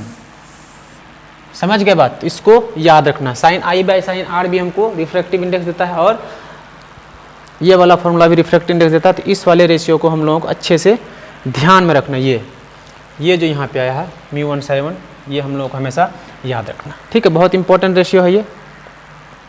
जब ये क्लियर हो गया, ठीक है, तो अब कुछ न्यूमेरिकल्स का प्रैक्टिस करो। तो न्यूमेरिकल्स पे आ गए, ये है पहला न्यूमेरिकल, ठीक है। अब यहाँ पे न्यूमेरिकल सॉल्व करते समय यहाँ पे लिखा if refractive index of water is 4/3, find the velocity of light in water. अब वाटर का रिफ्रैक्टिव इंडेक्स दिया हुआ, अब ये जो रिफ्रैक्टिव इंडेक्स दिया है ये एब्सोल्यूट रिफ्रैक्टिव इंडेक्स, ये absolute refractive index of water दिया हुआ, ठीक है। और यहाँ पे पूछा गया है कि वाटर में लाइट का स्पीड क्या होगा। तो रिफ्रैक्टिव इंडेक्स और speed of medium, speed of light in that medium के बीच रिलेशन है। हम लोग क्या रिलेशन पढ़े हैं, तो ये रिलेशन है कि absolute refractive index of medium, तो मीडियम यहाँ पे वाटर है, वाटर इज इक्वल टू हो जाएगा speed of light in air divide by speed of light in water. यहाँ तक लिख दिए। अब जो जो इन्फॉर्मेशन आपके पास दिया हुआ है वो सारे इन्फॉर्मेशंस का यहाँ पे अच्छे से यूज़ करना है। कौन कौन सा इन्फॉर्मेशन है, तो रिफ्रैक्टिव इंडेक्स दिया 4/3 दिया हुआ है, तो रिफ्रैक्टिव इंडेक्स की जगह आपको लिखना 4/3 इज इक्वल टू, सी का वैल्यू तो पता है, सी होता है 3 × 10⁸ और मीटर में पर सेकेंड। और velocity of light in water नहीं पता है, इसको ऐसे ही रहने देते हैं।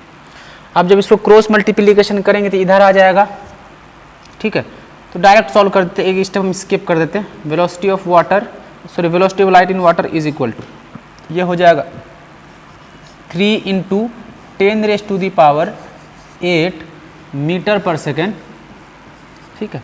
अब ये 3 डिवीज़न में है, तो यहाँ आप पे आके ये मल्टीप्लिकेशन में आ जाएगा 3, और 4 ऊपर है तो ये नीचे आ जाएगा।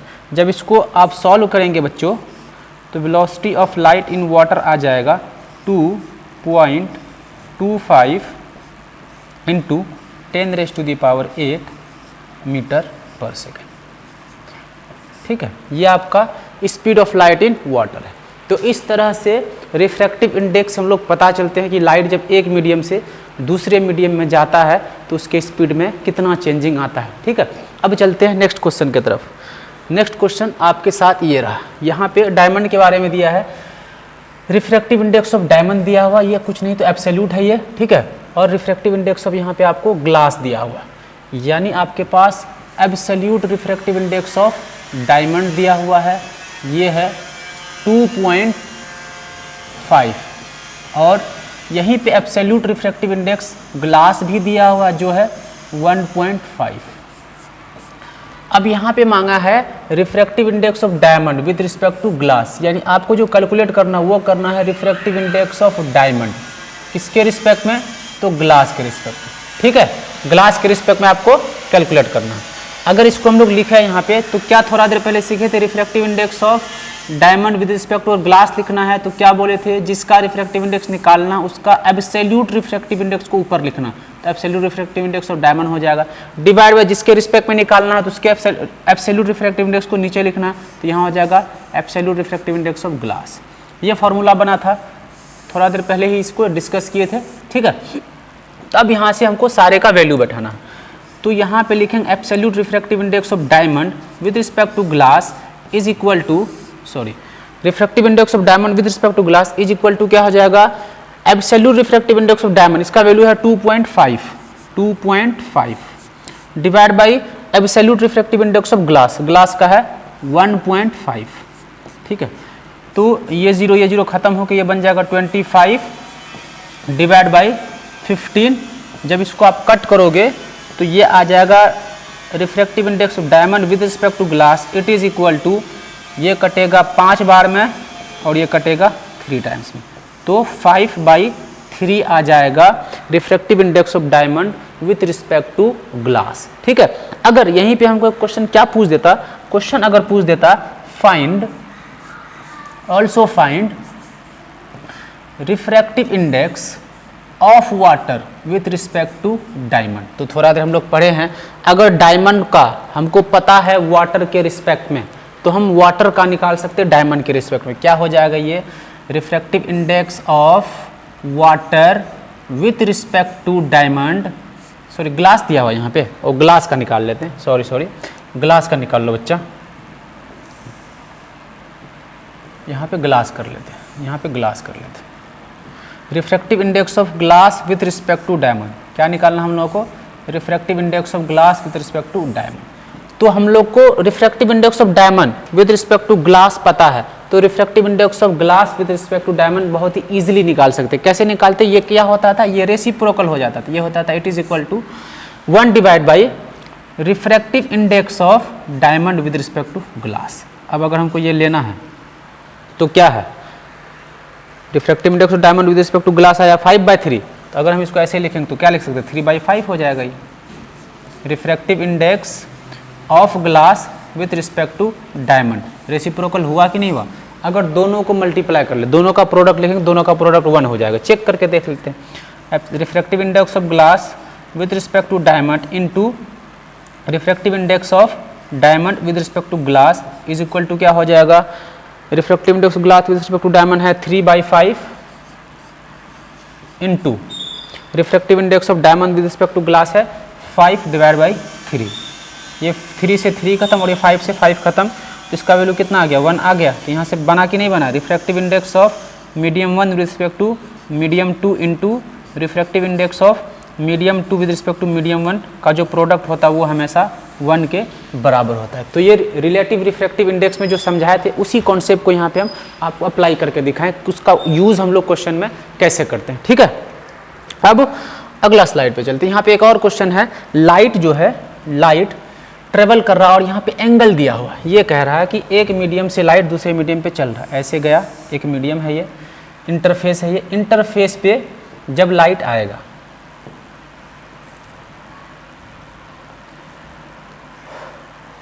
यहाँ पे लाइट आया है ना, यहाँ पे नॉर्मल है,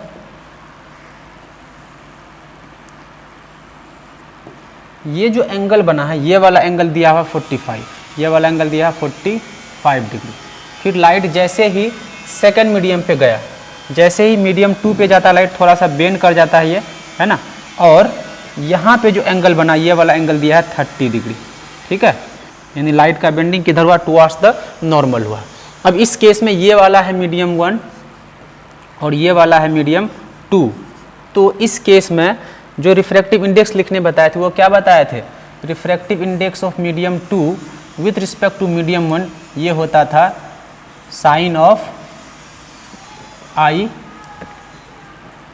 divide by sine of R. ये हम लोग डिस्कस किए थे, बहुत अच्छे से किए थे, उसको फिर से आपको जाके देख लेना अगर याद नहीं है तो। ठीक है, तो यहाँ पे लिख लेते फिर से, refractive index of medium 2 with respect to medium 1 is equal to sine of I, I कितना है, तो साइन आई का वैल्यू है 45 degree, 45 degree divide by sine of 30 degree. ठीक है, अब साइन 45 साइन 30 का वैल्यू आप ट्रिग्नोमेट्री में बहुत अच्छे से पढ़ें, आपको याद होगा। अगर याद नहीं है तो फिर भी आपके आसानी के लिए हम लिख देते हैं, जो साइन 45 होता है, साइन 45 डिग्री का जो वैल्यू होता है वो होता है 1 डिवाइड बाई √2। ठीक है, और साइन 30 का जो वैल्यू होता है, साइन 30 डिग्री का जो वैल्यू होता है स्टूडेंट, वो होता है 1 डिवाइड बाई 2। ठीक है, तो यहाँ से अब हम लिखते हैं, जैसे लिखेंगे तो साइन 45 का वैल्यू यह है 1 डिवाइड बाई √2, फिर होल डिवाइड बाई साइन 30 का वैल्यू है 1/2। जब इसको और अच्छे से सॉल्व करेंगे, refractive index of medium 2 with respect to medium 1 is equal to क्या होगा, पहले वाले का मल्टीप्लिकेशन चौथे वाले के साथ करते हैं, दूसरे का तीसरे के साथ, तो ये हो जाएगा 2 × 1 डिवाइड बाई 1 × √2। तो ये बचेगा refractive index of medium 2 with respect to medium 1 is equal to 2 divide by √2। ठीक है, इसको और अगर सॉल्व करेंगे तो यहाँ तक भी आंसर सही है, अगर और सॉल्व करेंगे तो 2 को क्या लिख सकते हैं, √2 × √2 लिख सकते हैं। दुनिया के किसी भी नंबर को उसका रूट का स्क्वायर बना के लिख सकते हैं। 2 को लिख दिए √2 × √2, और नीचे पहले से क्या बचा हुआ था, नीचे पहले से है यहाँ पे √2, तो √2 से √2 खत्म हो जाएगा। Refractive index medium 2 with respect to medium 1 जो हो जाएगा, ये हो जाएगा आपको √2। तो बहुत ईजी था, है ना, बस याद रखना वैल्यू, कहीं पे आपको एंगल के टर्म्स में निकालना, कहीं पे स्पीड के टर्म में निकालना, कहीं लाइट का वेलोसिटी दिया रहेगा, कहीं मीडियम में जैसे लाइट इंटर करेगा तो एंगल आई और एंगल आर दिया रहेगा। तो जैसा नीड होगा उस वाले कॉन्सेप्ट का यूज़ करें, कहीं स्नेल्स लॉ यूज होगा, है ना, कहीं रिफ्रैक्टिव इंडेक्स का जो फॉर्मूला है, V1/V2 वाला यूज़ करेंगे। अब नेक्स्ट क्वेश्चन क्या दिया है, ये तो क्वेश्चन पहले ही करा चुके हैं। ये क्वेश्चन है find refractive index of glass with respect to water, यानी ये पूछ रहा है refractive index of glass with respect to water, ये मांग रहा है ना, फिर मांग रहा है and refractive index of water with respect to glass, ये मांग रहा है refractive index of water with respect to glass. तो ये एक दूसरे का रेसिप्रोकल हो जाएगा। अगर इसको हम लोग सॉल्व कर दें, ये हो जाएगा refractive index of glass with respect to water is equal to क्या होता है, refractive index of water, reciprocal हो जाता है, is equal to 1 divide by refractive index of water with respect to glass. अगर एक का हम लोग निकाल लेंगे तो दूसरा आसानी से निकल जाएगा। तो पहला वाला निकाल लेते हैं, पहला वाला निकालते हैं, refractive index of glass with respect to अगर वाटर निकालना है तो इसका फॉर्मूला होता है एब्सोल्यूट रिफ्रैक्टिव इंडेक्स ऑफ, जो पहले है उसको पहले लिखते हैं, absolute refractive index of glass divide by absolute refractive index of water. ठीक है, अब इसको अगर लिखेंगे तो ग्लास का जो एब्सोल्यूट रिफ्रैक्टिव इंडेक्स होता है वो क्या होता है, तो पीछे स्लाइड में आप जाके चेक कीजिए, ग्लास का जो लिखा है तो वो लिखा है 3 डिवाइड बाई 2 निकल के आया था, फिर होल डिवाइड बाई वाटर का absolute refractive index of water ये होता है 4 डिवाइड बाई 3। ठीक है, अब इसको फिर से अगर सॉल्व करते अच्छे से तो कितना आता है, refractive index of glass with respect to water ये हो जाएगा पहले वाले का मल्टीप्लिकेशन चौथे वाले के साथ और दूसरे वाले का तीसरे वाले के साथ, तो 3 इंटू 3 हो जाएगा, 3 into 3 divide by 4 into 2, 4 into 2, तो ये हो जाएगा 3 3 जा 9 डिवाइड बाई 4 2 जा 8। ये है refractive index of glass with respect to water. अब हमको चाहिए refractive index of water with respect to glass, इसका रेसिप्रोकल कर लेंगे, refractive index of glass with respect to water करेंगे तो ये हो जाएगा 1 divide by refractive index of water with respect to glass, है ना। तो ये किसका निकाले, ये निकाले ग्लास का वाटर के साथ, वाटर का ग्लास के साथ निकालना, refractive index of glass with respect to water निकालेंगे तो इसका ये रेसिप्रोकल हो जाएगा। तो ये 9/8 है, ये हो जाएगा 8 डिवाइड बाई 9। तो ठीक है, ये सारे आपके जो कॉन्सेप्ट है रिफ्रैक्टिव इंडेक्स पे बेस है, इसको अच्छे से प्रैक्टिस करना। ठीक है, तो बहुत सारे क्वेश्चंस होंगे इसी तरीके से हो सकता है ना, वाटर के साथ दे देगा, एयर के साथ दे देगा, फिर एयर और वाटर का पूछ देगा, तो कुछ भी पूछ सकता है क्वेश्चन, बस इसी कॉन्सेप्ट को याद रखना। अब अगले कॉन्सेप्ट पे चलते हैं। अगला कॉन्सेप्ट है कंडीशंस फॉर नो रिफ्रैक्शन। तो आपको फिर से हम रिफ्रैक्शन की तरफ लेके चलते। रिफ्रैक्शन क्या था, अगर यहाँ पे कोई मीडियम था, यहाँ पे कोई मीडियम था, है ना, और ये वाला मीडियम 1 था और ये वाला मीडियम 2 था, दोनों ट्रांसपेरेंट मीडियम, दोनों कैसा मीडियम है, ट्रांसपेरेंट मीडियम है।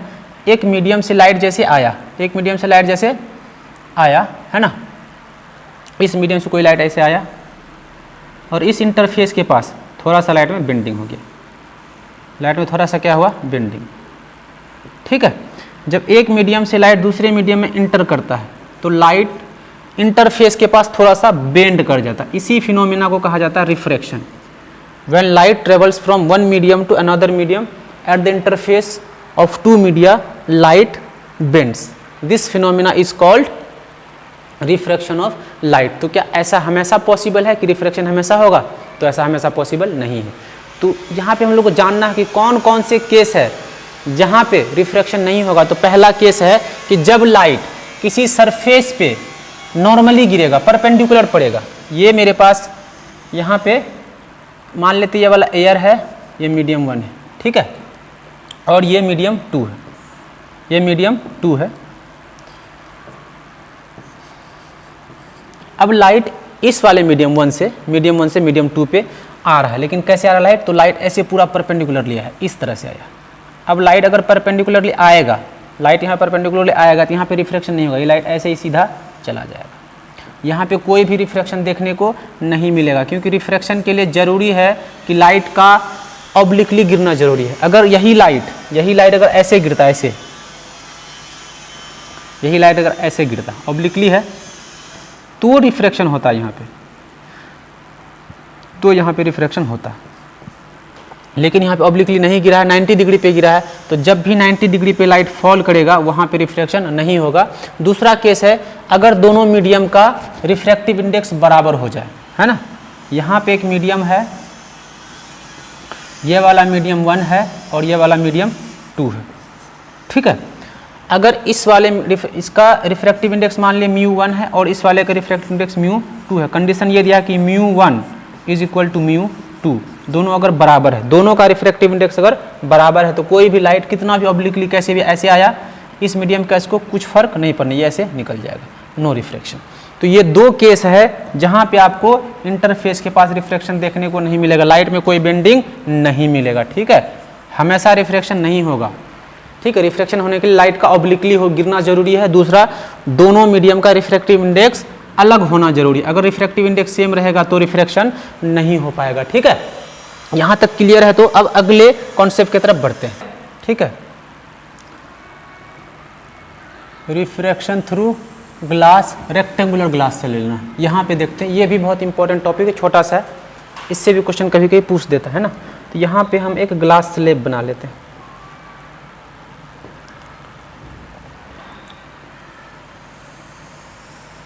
एक रेक्टेंगुलर ग्लास स्लेब बना लिया, ठीक है। अब इस ग्लास स्लेब को कलर से भर देते हैं, ऐसा कलर जो थोड़ा लाइट हो, ऐसा कलर कर दिया। ये ग्लास स्लेब है, ठीक है। अब देखते हैं,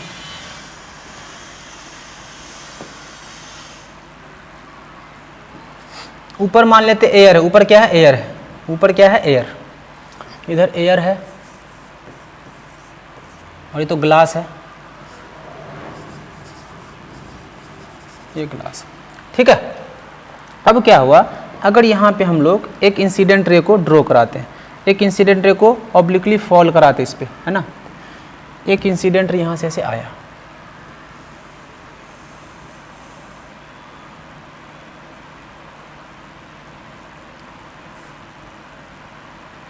एक इंसिडेंट रे ऐसे आया। अगर ग्लास नहीं रहता तो ये इंसिडेंट रे इसी तरह से सीधा निकल जाता। अगर ग्लास यहाँ पे नहीं रहता तो ये वाला इंसिडेंट इस तरह से ये निकल जाता, इस तरह से ये निकल जाता अगर ग्लास नहीं रहता। तो ये ओरिजिनल पाथ हो जाता इंसिडेंट रे का। लेकिन यहाँ पे ग्लास आ गया, तो जैसे ग्लास आया स्टूडेंट, अब क्या होगा, यहाँ पे डाल लो नॉर्मल, यहाँ पे आप डाल लो नॉर्मल,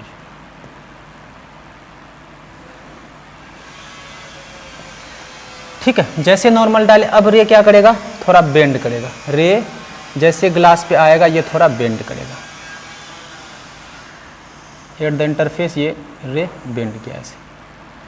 कितना ही बेंड करता है ये करेगा, ये डिपेंड करता है कि रिफ्रैक्टिव इंडेक्स क्या है ना। अब लाइट यहाँ पे आ गया, इस वाले फेस पे आ गया, इस वाले फेस पे क्या होगा, यहाँ पे भी फिर लाइट का एक बार रिफ्रैक्शन है, क्योंकि देखो ध्यान से,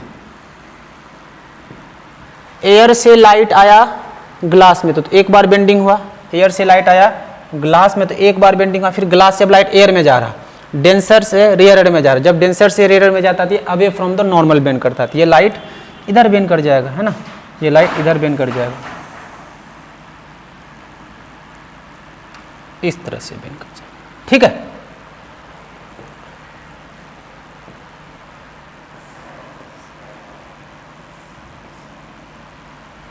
अब यहाँ पे कुछ टर्म्स है जिसको याद रखना। ये जो डायरेक्शन है ये इंसिडेंट रे का डायरेक्शन है, ये वाला इंसिडेंट रे है, इंसिडेंट रे, ठीक है। और जो रे बाहर निकला, यहाँ पे जो रे बाहर निकला है इसको बोलते हैं इमर्जेंट रे, इमर्जेंट रे, ठीक है। अब लाइट को निकलना यहाँ था, लाइट यहाँ निकला, लाइट का यहाँ से यहाँ तक शिफ्टिंग हुआ कि नहीं हुआ, लाइट को निकलना चाहिए था इस वाले पाथ, लाइट यहाँ पे निकला, शिफ्टिंग हुआ कि नहीं हुआ। ये जो शिफ्टिंग हुआ इसको बोलते हैं लेटरल डिस्प्लेसमेंट। लाइट का जो ओरिजिनल पाथ था वहाँ से नहीं, लाइट दूसरे जगह से निकला। तो ग्लास स्लेब का एक ही काम है, ये लाइट को शिफ्ट कराता, क्या कराता है, शिफ्टिंग, इसका एक ही काम है शिफ्टिंग, और ये कुछ नहीं कर सकता। ग्लास स्लेब सिर्फ शिफ्टिंग कराता है,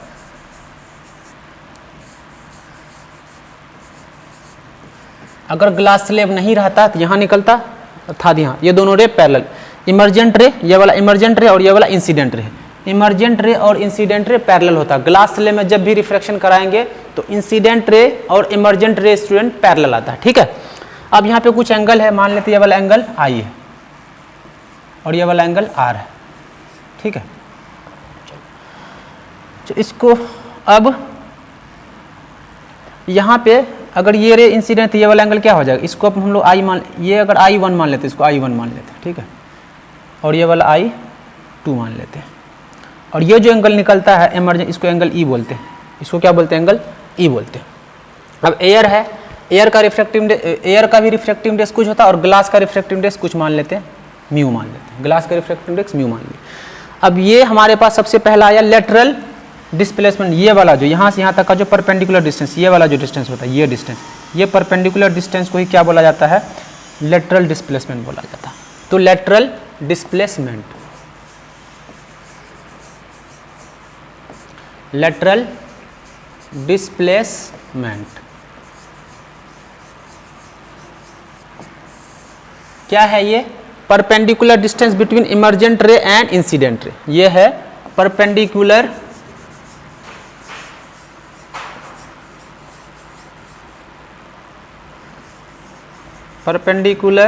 distance between incident ray and emergent रे।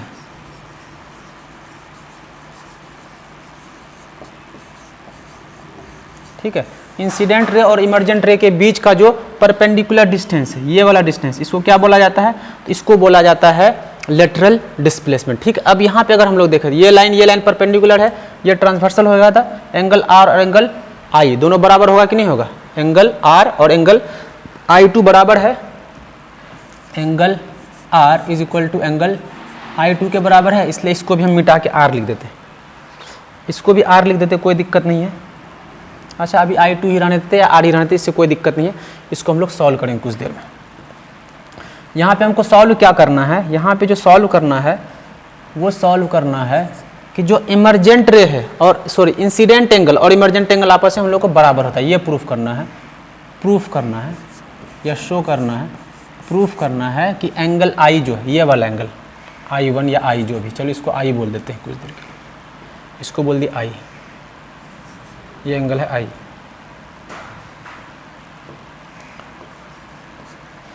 एंगल I जो है is equal to angle E, ये हम लोगों को प्रूफ करना।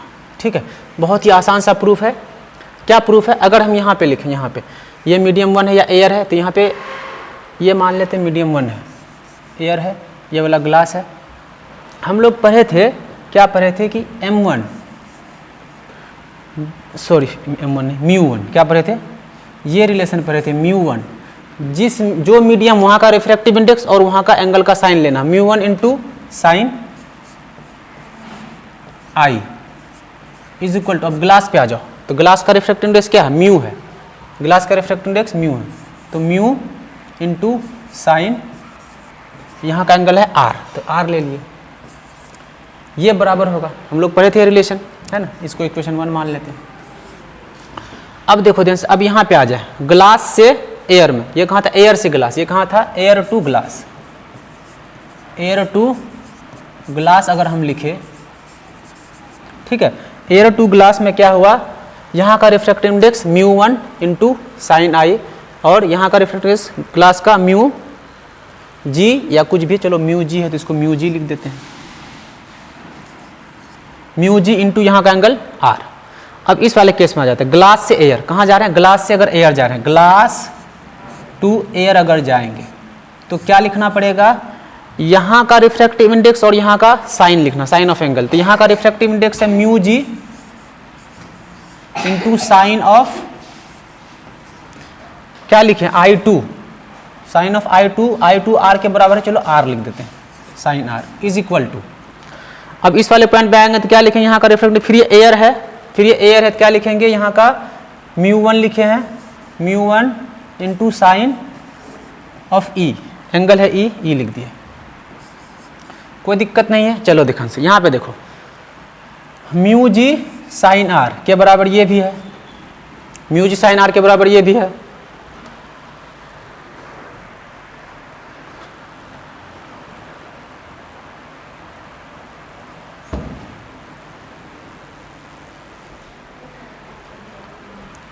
और म्यू जी साइन आर के बराबर ये भी है। इसका मतलब ये दोनों आपस में बराबर है, ये दोनों आपस में क्या है, बराबर है। तो लिख देते हैं यहाँ पे mu 1 sine I is equal to mu 1 sine E. तो म्यू 1 इधर ही, म्यू 1 इधर, खत्म, साइन दोनों साइड खत्म, तो क्या लिखेंगे, angle I is equal to angle E. ये आपका हो गया प्रूफ। ऐसे ये सिलेबस में नहीं है, बस याद रख लेना है कि जो इमर्जेंट एंगल है और ये जो इंसिडेंस एंगल है दोनों आपस में बराबर होता है, इसको याद रख लेना। अगर प्रूफ समझ में आ गया तो बहुत अच्छी बात है, नहीं भी समझ में आया तो एक दो बार इसको अच्छे से देखना, ये समझ में आ जाएगा। ठीक है, तो यहाँ से क्या पूछेगा, यही पूछेगा अगर लाइट रे जाएगा तो इमर्जेंट रे निकलेगा और इंसिडेंट रे निकलेगा।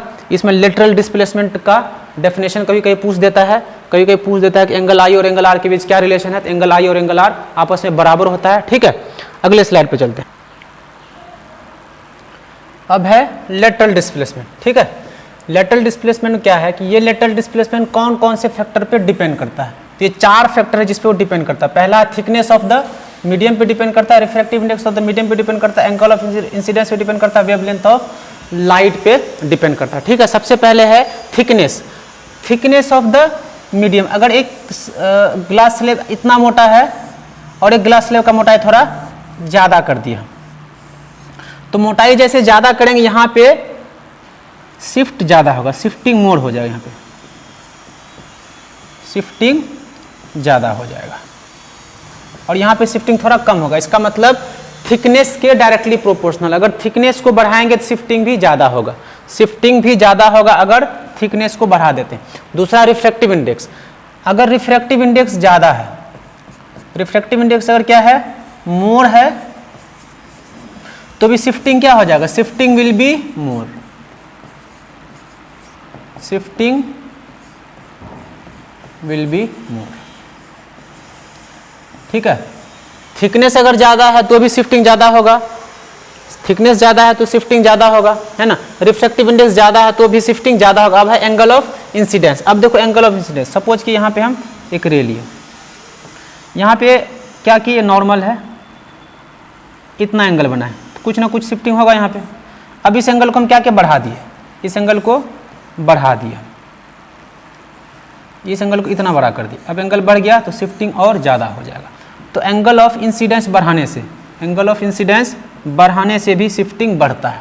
ठीक है, अब है वेवलेंथ, तो लाइट का वेवलेंथ, जिस लाइट का वेवलेंथ जितना कम होगा उसका शिफ्टिंग उतना ज़्यादा होगा। ठीक है, तो पहला क्या देखें, अगर थिकनेस बढ़ाओगे, इफ़ यू इंक्रीज थिकनेस तो डेविएशन भी ज़्यादा होता है ना, शिफ्टिंग भी ज़्यादा होता है। दूसरा है जिसका रिफ्रैक्टिव इंडेक्स ज़्यादा होगा, जिस मीडियम का रिफ्रैक्टिव इंडेक्स ज़्यादा होगा उस मीडियम में शिफ्टिंग उतना ही ज़्यादा होगा। तीसरा एंगल ऑफ इंसिडेंस, अगर हम लोग एंगल ऑफ इंसिडेंस बढ़ाते जाएंगे तो शिफ्टिंग भी बढ़ते जाएगा। तो एंगल ऑफ इंसिडेंस बढ़ाने से भी शिफ्टिंग बढ़ता है। और है वेवलेंथ। ठीक है, ये जो वेवलेंथ होता है, वेवलेंथ लाइट का जितना कम होगा उसका डेविएशन उतना ज़्यादा होगा।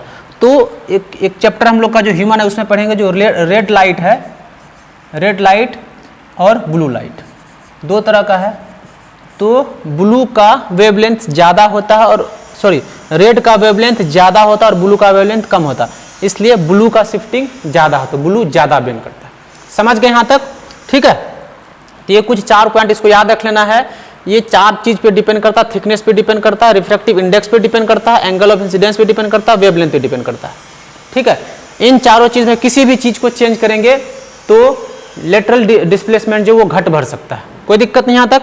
ठीक है, तो इस लेक्चर में यहाँ तक हम लोग इतना ही पढ़ेंगे। आगे जो लेक्चर होगा उसमें हम लोग लेंस के बारे में पूरा कंप्लीट करेंगे। तब तक आप प्रैक्टिस करते रहिए, सारे टॉपिक अच्छे से सीखते रहिए। Thank you very much.